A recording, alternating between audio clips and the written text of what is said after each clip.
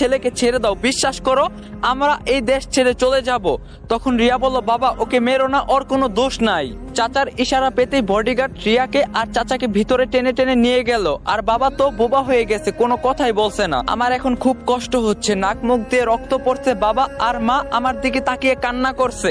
আস্তে আস্তে আমার চোখ বন্ধ হয়ে যাচ্ছে, কিছুই বলতে পারছি না। আমি কিছুক্ষণ পর জ্ঞান হারিয়ে মাটিতে পড়ে গেলাম। তখন চাচা বলল, এই হয়েছে, মারা বন্ধ কর, যত হোক আমার রক্ত, যতই হোক আমার রক্ত, মায়া লাগে, এবারের মতো মাফ করলাম।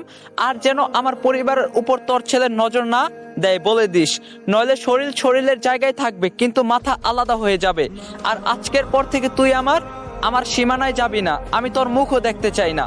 আমার কোনো ভাই নেই, আজকে থেকে আমি একা।